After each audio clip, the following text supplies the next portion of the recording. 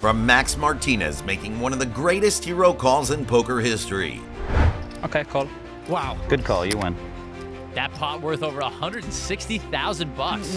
Absolutely amazing call. To Gonzalo Cannon blowing up Scott Seaver's pocket kings with 3 high. All in. Call. And Gonzo calls. Adi. Oh my god. Seaver looks genuinely shocked. I had 8-9. Sometimes Lady Luck decides the underdog deserves their day in the sun. So buckle up, because we're diving into 5 hands where complete amateurs sat across from poker legends and walked away victorious, proving that in this beautiful game, anyone can have their moment of glory. Number 5, Eric Fishman versus Phil Hellmuth. What started as a routine hand between the poker brat and an amateur quickly escalated into one of the most memorable confrontations in televised poker history. Hellmuth had raised pre-flop with his ace-5 offsuit, a solid holding that's caused many amateurs to lose their shirts over the years. Fishman, playing loose and fearless as many recreational players do, called with his king-queen suited, setting up what would become a masterclass in how to extract maximum value from a miracle card. The flop came down ace-jack deuce with 2 clubs, and suddenly Hellmuth was sitting pretty with top 2 pair, while Fishman found himself with nothing more than a flush draw and the faintest glimmer of a straight draw. Thoughts from this spot, so in a fit of discipline. Fishman calls, Perkins is out, Williams An absolute fit. calls. David Williams in real bad shape with a real loose defend. Maybe a little tilty from that last hand. Deuce, jack, ace, 2 clubs, action flop. This looks like a fun board.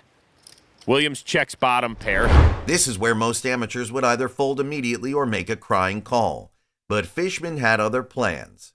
He stayed in the hand, chasing his draws with the kind of reckless abandon that makes pros shake their heads.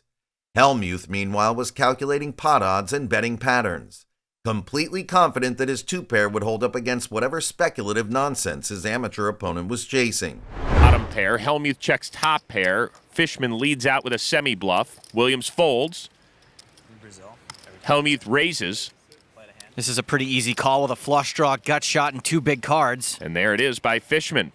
5 of hearts on the turn gives Hellmuth 2 pair. He bets 15 grand. We know Fishman isn't getting great immediate odds since his pairs are still no good, but PH could be doing this with worse flush draws, and he's got enough behind for decent implied odds.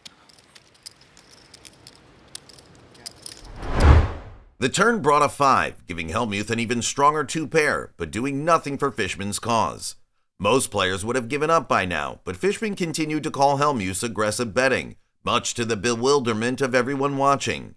Phil was getting more animated with each bet, sensing weakness and preparing to extract every last chip from his stubborn amateur who refused to fold. The psychology was perfect from Hellmuth's perspective. He had a strong hand, position, and was up against someone who clearly didn't understand proper poker fundamentals. 5 of hearts on the turn river gives Hellmuth 2 There's pair. the 10 completing He the bets straight. 15 grand. Fishman We know swims the Fishman upstream isn't getting battle great and runs immediate down the odds great since one. his pairs are still no good, Action but on PH could Hellmuth. be doing this with worse flush draws, 23,600. and he's got enough behind for 23-6. decent implied odds. Then came the river, and everything changed in an instant. The 10 rolled off, completing Fishman's gut shot straight and turning what looked like a sure victory for Hellmuth into a potential disaster. But here's where the hand gets truly beautiful. Hellmuth had no idea what had just happened. He saw the 10 as just another blank, a card that couldn't possibly have helped his opponent's random holdings. Confident in his 2-pair, Hellmuth fired a substantial $23,000 bet into the $45,000 pot, expecting to collect a nice payday from his stubborn opponent. Makes the call. He's looking for a club or a 10. The river. There's the 10 completing the straight. Fishman swims the upstream battle and runs down the great one. Action on Hellmuth. 23,600. Bets 23-6. 23,600 into a $45,000 pot. This is pretty dirty. Fishman's reverse pedaling the nuts. Clearly, he's going to raise. The only question is how much, and can he get Phil to call? I'm not gonna let you do this to me again, Phil. I can't let you do this to me again. Leonardo DiCaprio could not be selling this any better. How much you got behind?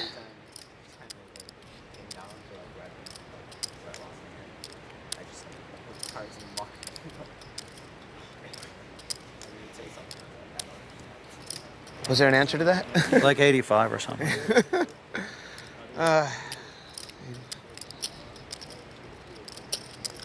I'm all in. Fishman shoves. He even fake hesitated. Watch that Oscar, Leo. I'm done, Phil. I see method acting, improv, pantomime. If Phil calls here, the kid stays in the picture.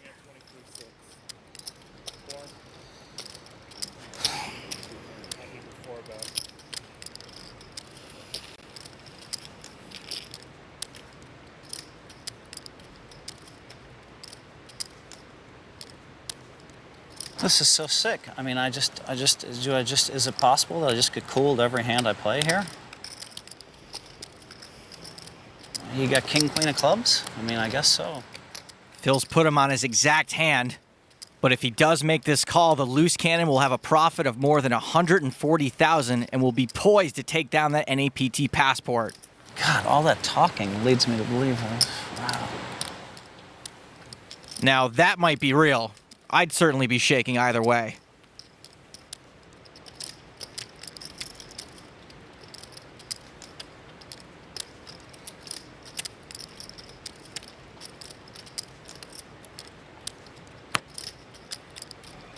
All right, I call. Hellmuth calls and sees king, queen of clubs. What happened next will forever be etched in poker lore. Instead of just calling, Fishman moved all in, turning up the heat and putting maximum pressure on the 17-time bracelet winner. The amateur had just turned the tables completely, going from chasing hopeless draws to holding the stone-cold nuts. Hellmuth went into his trademark tank, completely unaware that he was about to walk into one of the most expensive lessons of his career. When he finally made the call, Fishman flipped over his straight with theatrical flair, and Phil's world came crashing down around him. See, if a club comes, I don't lose one nickel in this hand. What a pot for Fishman. I mean, 10, 9, 8, 7, 6. can I even play in this game? I mean, what the they find? I mean, what the? That was a great read, by the way. You had him. You're a real classy guy, buddy. You are. Who? Him? You. Why? What did I do? Why would you say that? I mean, why would you? I mean, what are you trying to do? The guy hits a miracle 10 on me, and what? You want to just step He's on a me? school teacher, and you and him have endless trunks of money. Endless trunks of money. He's a school teacher. For God's sakes, man. Screaming will do you a lot of good. But David Fishman just took a big... The aftermath was pure Hellmuth gold. The poker brat launched into one of his legendary meltdowns, ranting about bad beats and impossible luck while Fishman sat quietly stacking chips. The amateur had just outdrawn and outplayed one of poker's most decorated professionals, proving once again that in this beautiful, brutal game, anyone can be a hero, even if it's just for one hand. Number 4, Nadia versus Joe Cassidy, the Big Blind Special. Nadia found herself in the big blind with ace-deuce suited, staring down a raise from Joe Cassidy, who held the significantly stronger ace-jack suited. In most poker textbooks, this is where the story ends quickly. The dominated ace should fold, save money, and wait for a better spot. But poker textbooks don't account for the wild, unpredictable nature of recreational players who sometimes stumble into pure genius through sheer stubborn determination. Cassidy, a respected professional with years of experience reading amateur tells and betting patterns, felt confident about his hand selection and position. The pre-flop action was standard enough. Cassidy raised with his ace-jack suited, a premium holding that dominates most ace-rag combinations. And Nadia defended her big blind with the kind of loose call that makes pros roll their eyes. Suited for the loose cannon, Nadia. Nadia called herself Nadia KGB after Barry said she looked like a James Bond villain. Right now, she's on a mission to defend her big blind, it looks like. She raises to 4,900. Joe hasn't been here, and he doesn't know how Nadia plays. All he knows is that she's an amateur.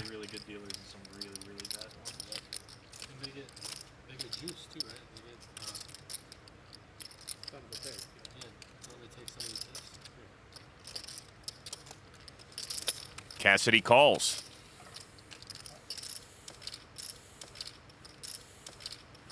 Hi. Hello. Oh, man, it's like Twilight at the poker table. She was getting decent pot odds to see a flop, but mathematically speaking, she was in terrible shape against any competent opponent's raising range. Cassidy had to be feeling pretty good about the setup. He had position, a strong hand, and was up against someone playing far too many hands from out of position. 9 ace 6. That ace could be real trouble for the loose cannon. She's outkicked. She did raise pre-flop, and now she's hit her ace. Let's see if she bets.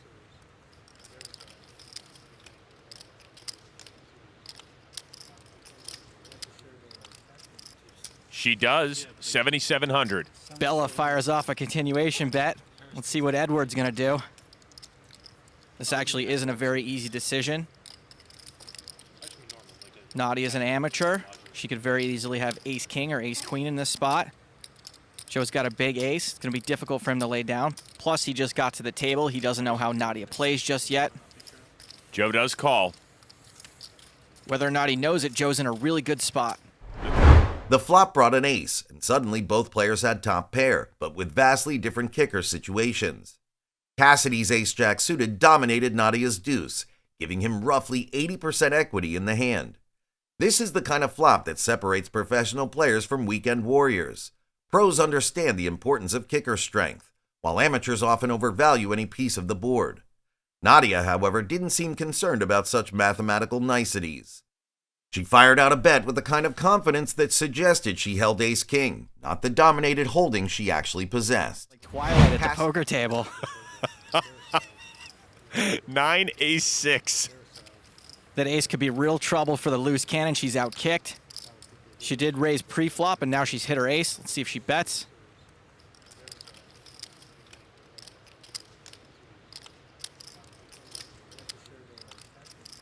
She does. 7,700. Cassidy called, probably wondering if his opponent understood just how badly she was outkicked.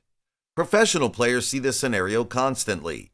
Recreational players getting married to top pair regardless of kicker strength, then betting multiple streets as if they held the nuts. The psychology was working in Cassidy's favor. He could extract value from someone who clearly didn't grasp the relative strength of their holding. Each bet from Nadia only confirmed his read that she was overplaying a weaker ace, making his decision to call down relatively straightforward. Joe's not in a good spot anymore. Deuce of diamonds gives Nadia 2 pair. Would you say Nadia hit her new moon? That's it, I'm done. You promise? I swear. All right, the action is on Nadia. Well, now it's Nadia that has Joe in a really bad spot. The turn card changed everything. A deuce landed on the board, giving Nadia 2 pair and completely reversing the dynamic of the hand. Suddenly, the amateur who'd been drawing nearly dead was now ahead with a strong 2 pair holding. But here's where Nadia showed the kind of poker instincts that can't be taught in any strategy book. She continued her aggressive line exactly as if nothing had changed, firing another confident bet that maintained the illusion she was still overplaying a weak ace. It may not work to his advantage.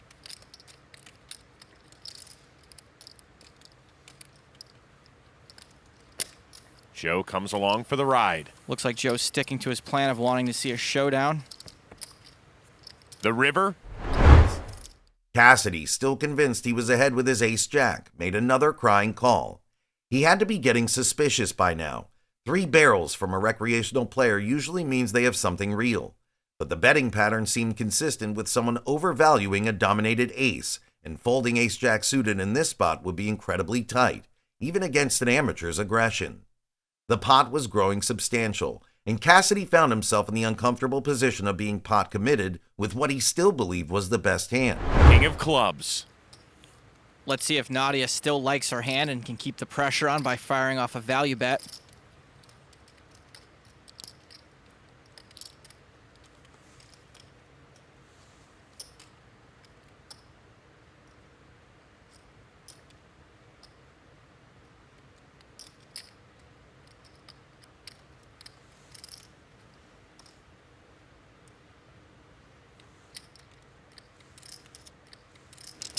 Nadia bets 30.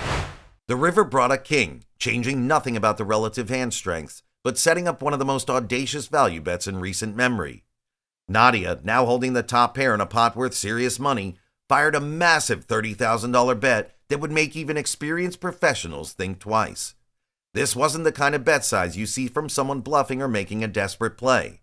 This was a confident value bet from someone who knew exactly where they stood in the hand. 1,000. Remember, folks, this is an amateur player who's never played at stakes this high. Joe knows this too. Cassidy's decision became agonizing. The bet sizing screamed strength, and amateur players don't typically fire 3 barrels without having something real. But after calling the flop and turn, folding to the river bet would mean accepting that he'd been outplayed by someone he'd originally dismissed as a recreational player. The pot odds were significant, and ace-jack suited was still a strong holding in absolute terms. When he finally made the call, Nadia coolly flipped over her 2 pair, dragging in a massive pot and proving that sometimes the most unlikely holdings can lead to the biggest paydays. We forgot to warn you, Joe. Sorry about that. The loose cannon can play. Now they've all got the memo. Nadia Magnus has turned a huge profit through 80 hands and could be well on her way toward... Number 3, Andre the Qualifier versus Artem Litvinov, the ultimate bluff. Andre arrived at the high-stakes table as just another online qualifier from France, the kind of amateur player that seasoned professionals view as a walking ATM machine.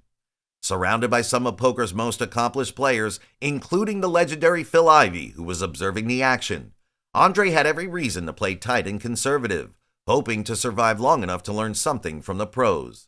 Instead, he chose a different path entirely, one that would culminate in one of the most audacious bluffs ever captured on camera. He's got a big hand, ace-king. Finally, someone's got a real hand. And from under the gun, he calls a Gibbons. This guy. Phil Ivey with 6s also calls. Sean Astin and has 8-7 of clubs. Poor Sean Astin's gonna get caught in the middle, just like he did in Toy Soldiers. Y'all thought I was going for Goonies first, but I didn't. Andre's in. Good situation for you, Farad. I would literally take any of these hands over Queen Deuce, even with a fedora. The hand began innocuously enough, with Andre calling a raise from professional player Artem Litvinov, who held ace-king, one of the premium hands that pros love to play aggressively. Andre's holding was considerably weaker, giving him nothing more than a flush draw and a prayer. Litvinov, confident in his hand strength and position, was already calculating how much he could extract from this amateur, who clearly didn't understand proper pre-flop ranges. The setup seemed perfect for a straightforward value extraction against an overmatched opponent. Flop. Which is Jack 8-5 with 2 spades. Sean flops best, but it's a long road to Mordor from here. Andre, the qualifier, leads out with his flush draw.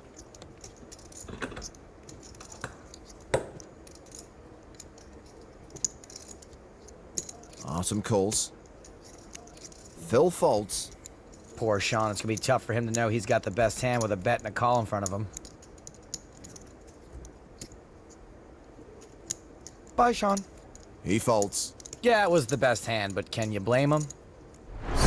The flop offered Andre some hope with his flush draw, but he was still miles behind Litvinov's ace-king. Most recreational players in this spot either check fold immediately or make a small pro bet to see where they stand. Andre chose to stay in the hand, calling Litvinov's continuation bet and keeping his flush draw alive.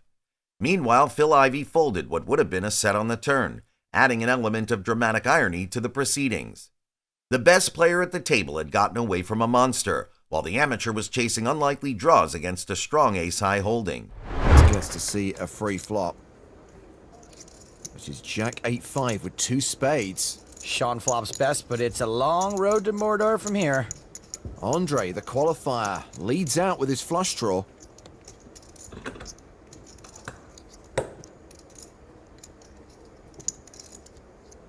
Artem calls.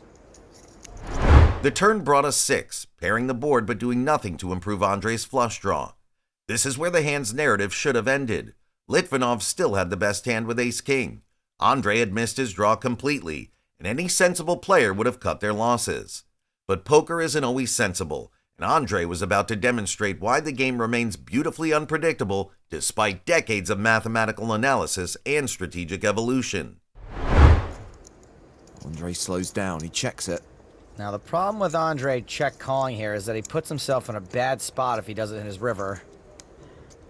And if he had bet again here, Artem may have folded.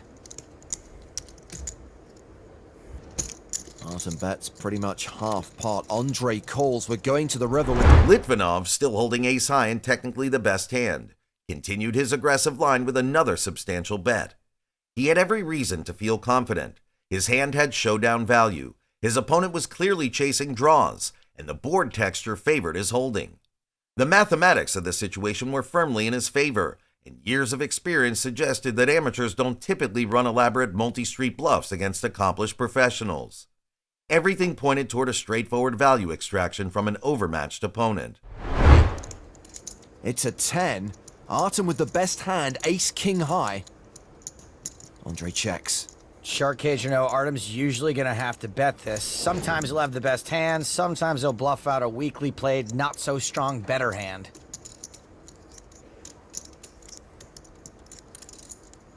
With the shark cage, he's definitely betting this. He's got 10 seconds to act. He throws out a time bank chip. He gets an additional 30 seconds thinking time.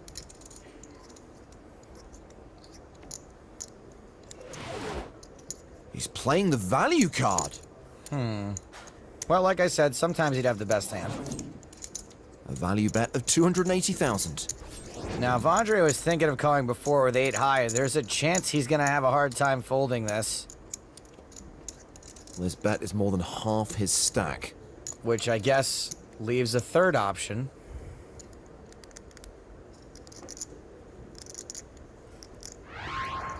It's Andre's turn to play a time bank chip. His girlfriend calls this look Valerian steel.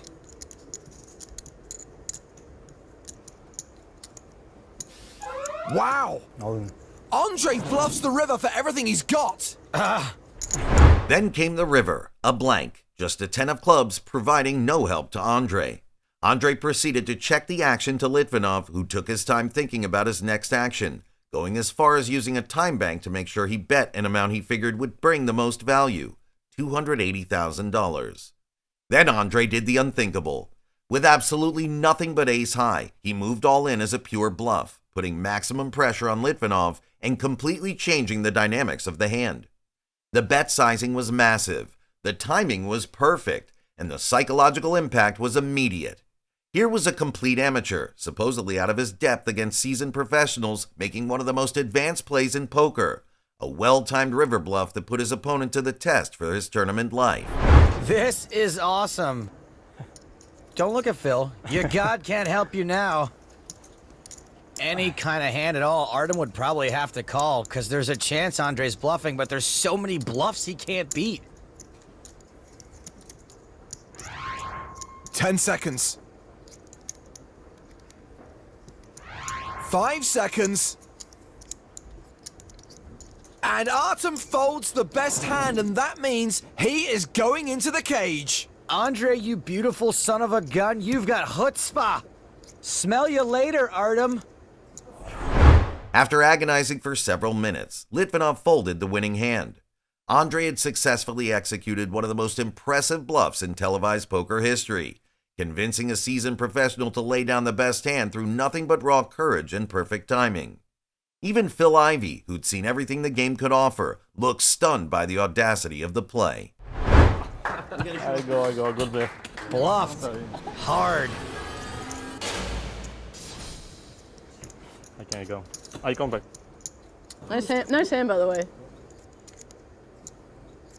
Okay, here's a kiss, but seriously, mention the dolls again. The cage is calling. Artie, party of one. And Andre becomes the first qualifier to win $2,000 for sending someone to the cage. Yep. There you go. 2,000. Thank you. First loose cannon to get one so far this season. Wrong show, Joe.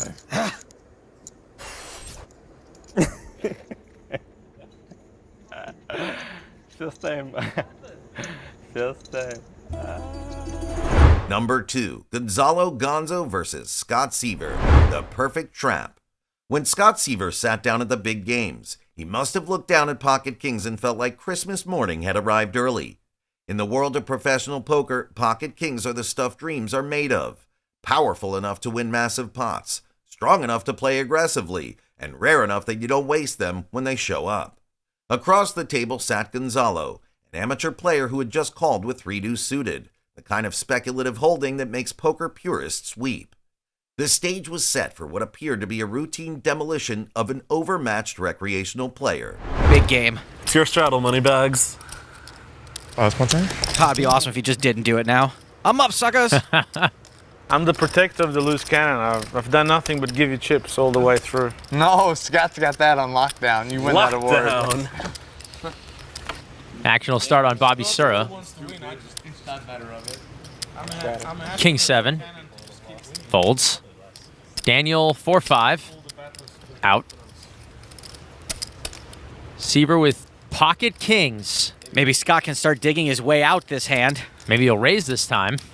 Scott just dribbling away. 2,500. Calling when it's meant to be folding. 8-9 for Tony G. He knows we're not even here. He's out, so's Viffer. Cannon. How much? 2,500 total. 3 high and calls. That's all I can win for now. How do you like that, Scott? I'm going to tell you it's depressing. It really is. Cannon was knocked. Seaver's pre-flop raise with pocket kings was textbook perfect. Aggressive enough to build the pot, reasonable enough to keep weaker hands in the mix. Gonzalo's call with 3-deuce suited was the opposite of textbook, the kind of loose speculative play that separates weekend warriors from serious students of the game. But sometimes poker rewards the gamblers over the mathematicians. This hand was about to become a masterclass in how variance can humble even the most skilled professionals. Pre-flop. 6-5, 7, 2 spades. Cannon's picked up a flush draw. He's also got the dummy end of a gutter ball straight draw. Checks it. The flop brought a flush draw for Gonzalo, giving his 3-deuce suited some legitimate equity for the first time in the hand. While Seaver's pocket kings were still overwhelmingly ahead, the amateur now had something to root for on the later streets. Most recreational players in this spot make the mistake of betting aggressively with their draws, turning their hands face up and allowing professionals to price them out of continuing. Gonzalo, however, played it perfectly. He checked, keeping the pot manageable and disguising the strength of his draw. This is a pretty big flop. You can see they're almost a coin flip. Seaver bets 3,500. Cannon almost beats him in the pot. Hail Mary. Seaver, holding an overpair and facing a check from what he assumed was a weak holding, made a standard continuation bet. This is poker fundamentals at their finest. Extract value from worse hands, build the pot when you're ahead, and maintain aggression with strong holdings. Every instinct developed over years of professional play suggested that his opponent was weak and would likely fold to continued pressure. The dynamic seemed straightforward. Professional with premium hand versus amateur with random cards. Abracadabra. 6 of spades gives Gonzo the flush. Check. Checks it. Gonzo hits his Hail Mary. He may have wanted to protect that flush, but if you bet, you can blow your opponent off the hand, and if you check, you let him get a free card. That's why playing out of position reeks. Then came the turn, and the poker gods decided to flip the script. A spade hit the board, completing Gonzalo's flush and turning what looked like a sure victory for Seaver into a potential disaster. But here's where the hand becomes truly beautiful from a strategic perspective. Gonzalo didn't change his approach at all. Instead of betting aggressively with his newly made flush, he checked again, setting the perfect trap for his professional opponent. But I'd rather be Gonzo right now. Seaver stepping into the trap bets 9,000. Luckily for the Cannon, Scott did not check behind. Cannon wastes no time calling. Scott's actually got decent... Seaver, completely unaware that the board texture had just devastated his holding, fired another bet worth $9,000. From his perspective, nothing had changed. He still held an overpair, his opponent was still checking to him, and the situation called for continued aggression. The turn card seemed like a relative blank, just another piece of the board that couldn't possibly have helped whatever random holding his amateur opponent was playing. His betting pattern remained consistent, with someone extracting value from a dominated opponent. The king high spade draw. Queen of clubs on the river changes nothing. Check. Cannon's got it locked up now, and he checks. That's a risky check. Scott could very easily check behind. The river changed nothing about the relative hand strengths.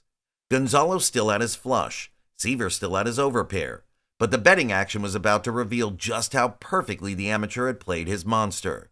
Once again, Gonzalo checked, giving Seaver every opportunity to bluff or value bet with his kings. The consistent checking pattern suggested weakness to most professionals, and Seaver had invested too much in the pot to give up now. I'm all in. All in. Call. And Gonzo calls. Adi, adi, adi. When Seaver moved all in with his pocket kings, he was following conventional wisdom against what appeared to be a weak, passive opponent. Amateur players who check call two streets rarely have anything strong enough to call a river shove, and pocket kings was certainly strong enough to turn into a bluff if necessary. Every piece of information available suggested that his opponent was weak, passive, and likely to fold to maximum aggression. Seaver looks genuinely shocked. I had 8-9. That hand. I cannot 8-9. beat I that. would have won. Hasn't quite sunk in for Gonzo yet either. Been a good day so far. So far, I can't complain. Cannon's now up well over 6 figures. He's setting the bar like up here for every loose cannon. Scott Seaver looks like he got kicked in the stomach. And look at that pot getting pushed. Can I get my reload from somewhere? It's in the back. Scott needs to make a withdrawal from the bank of Seaver. Gonzalo's snap call was poetry. Seaver's face went through a range of emotions: confusion, disbelief, and finally the grim acceptance that he'd been outplayed by someone he'd completely underestimated. The amateur had executed the perfect slow play, extracting maximum value from a professional who never saw it coming. Number 1. Max Martinez versus Phil Hellmuth, the ultimate hero call. Max Martinez, an unknown player from Italy, faced off against Phil Hellmuth, who at the time was a 14-time WSOP bracelet winner, in a hand that would become legendary. The stage was set on PokerStar's big game, where online qualifiers got their shot at poker immortality against the game's biggest names. Massimiliano Martinez will battle against our rival's veteran, Phil Hellmuth. We kick things off with round 1, where Phil is about to blow things out of proportion. Raises to 1,300. All right, loose cannon. Ace-9 for Hellmuth. Minieri calls 1,300 with pocket sixes. Martinez held 10-9 suited, a decent speculative holding that could make straights, flushes, or pairs. Hellmuth, meanwhile, was dealt ace-high, a hand that he's used to bully countless opponents throughout his decorated career. Out. Lock gone. Bill Perkins, 6-3 offsuit, why not? Flop 8-4-7, couple of diamonds. Perkins checks his gut shot. The lock check. This is the Phil lock check. No, this is He's two-handed check. Sometimes he likes this. I like that little. Looks like everyone's learning to play chopsticks. Martinez checking his up and down straight draw. Hellmuth with nothing but ace high. 42. Oh, Joe, he's got every backdoor draw imaginable. That's true, he does have some backdoor draws. Bets 4,200, Minieri quickly out. Perkins still with a gut shot. Businessman's done. Max has 2 overs and he's open-ended, even though we know his 9's no good. And Martinez makes the call. Standard call. Heads up to the turn. The pre-flop action was relatively standard, with both players seeing a flop that would soon turn this routine hand into poker legend. When the board came 8-4-7 with 2 diamonds, it did not help Martinez. Hellmuth's ace-high was still atop. True to form, Hellmuth fired a substantial bet at the flop despite having nothing but ace-high. This is classic Hellmuth poker, using position, aggression, and his intimidating table presence to push around opponents he perceives as weaker. Martinez, now holding a straight draw, had a relatively easy call from a mathematical perspective. 10 of hearts, Max makes a pair. Phil is also up and down now. Top pair for the loose cannon. Martinez checks. Phil's gearing up for a bet. 12,800. You heard the man. 12,800 is the bet now. It's over 3/4 of the pot. I'll take this one now. The turn brought a 10. Suddenly, everything changed. Martinez now had a pair of 10s to go along with his straight draw, giving him a decent made hand with additional equity. More importantly, he'd picked up some showdown value that made his decision-making much easier. Hellmuth, still holding nothing but ace-high, should have proceeded with caution. Instead, he doubled down on his aggression, firing a massive $12,800 barrel that was pure bluff from beginning to end. Please don't have forceful. What you got? Huh? What you got? To recap, Phil has nothing. And over half his chips in this pot. You got fourths? This is where the hand gets truly fascinating from a psychological perspective. Martinez, now holding significant equity, had to decide whether Hellmuth's aggressive betting represented strength or just more the manufactured aggression that had made him famous. The bet sizing was substantial, but Hellmuth's reputation for creative bluffing was well established. Martinez chose to call, showing the kind of courage that separates amateur heroes from amateur casualties. At this point, Phil should know he no longer has the best hand. To the river, 7 of spades. Phil misses. Max's pair is still good. Looks like he's thinking about betting it. And he does. Fires 15,500. This is a pretty... The river brought a 7, pairing the board and setting up one of the most memorable confrontations in televised poker history. Martinez still had his top pair, while Hellmuth was still stuck with ace-high and rapidly running out of bluffing options. A sensible player might have given up the bluff at this point, but Phil Hellmuth has never been accused of being sensible when his blood is up and he senses weakness across the table. This pot is sort of a blocker/merge. He's trying to bet a little less than what he thinks Phil would have bet. Problem with a blocker bet, though, is that it can sometimes look weak. Raise it. 45,000. Phil raises 45,000 more. Now, Phil's the kind of guy that makes a lot of tight just calls, so this raise is pretty polarizing, which means either full house or nothing. It's a very tough spot for Max, since he's the one guy at the table who absolutely cannot reload. If he called here and he was wrong, he'd be left with less than 25K. I know what almost every other loose cannon would do in this spot. What happened next will forever be etched in poker lore. After Martinez let out with a bet of 15,500, Hellmuth, holding absolutely nothing but ace-high, shoved a staggering $60,000 bet into the pot. This wasn't just a bluff. It was a statement, a declaration that the poker brat would not be intimidated by some random amateur who dared to call his bets. The sheer size of the bet was designed to end the hand immediately, forcing Martinez to fold and allowing Hellmuth to drag a massive pot with nothing but pure aggression. What you got? Huh? What you got? To recap, Phil has nothing. And over half his chips in this pot. You got fourths? I might have fours full. I might not. Sick level. Okay, call. Martinez went into the tank, faced with the most important decision of his poker career. Calling $45,000 with just a pair of tens against one of poker's most decorated professionals required the kind of courage that most players never develop, even after years of experience. The pot was now worth over $116,000, making the decision even more agonizing. Everything about Hellmuth's betting pattern screams strength. Who bluffs for $60,000 on the river with ace-high? That pot worth over 160,000 bucks. Absolutely amazing call. Hellmuth looks stunned. Oh my God, what is going on? What is going on? Tilt oh my juice! God. Get the tilt juice out for everyone. Have a little sip. Drink it up. Wow. I can't make that call. So sick. No, I can't make that call. No, I can't make that call. No, he bet 15,000 with a 10. I block bet, so you can raise and bluff. I can't do any of that. I don't value, I block. He's a machine. He's a beast. The beast from Italy. Woo! Handing out some tilt juice. But Martinez had been watching carefully, and something about Hellmuth's demeanor didn't add up. The timing, the bet sizing, the overall aggression, it all felt manufactured, like someone trying too hard to convince their opponent they had a monster. After several minutes of deliberation, Martinez made the call that would define his poker career, pushing forward the chips and putting Hellmuth to the test. The reveal was pure theater. Hellmuth, forced to show his bluff, could only watch in stunned silence as Martinez turned over his pair of tens.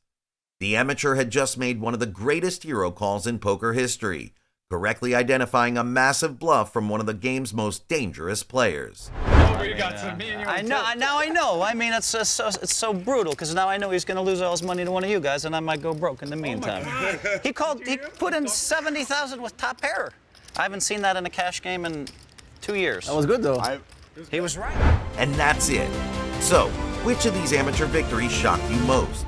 Was it Martinez's incredible hero call, Andre's ice-cold bluff, or maybe Gonzalo's perfect trap? Drop your thoughts below, smash that like button, and subscribe for more incredible poker content.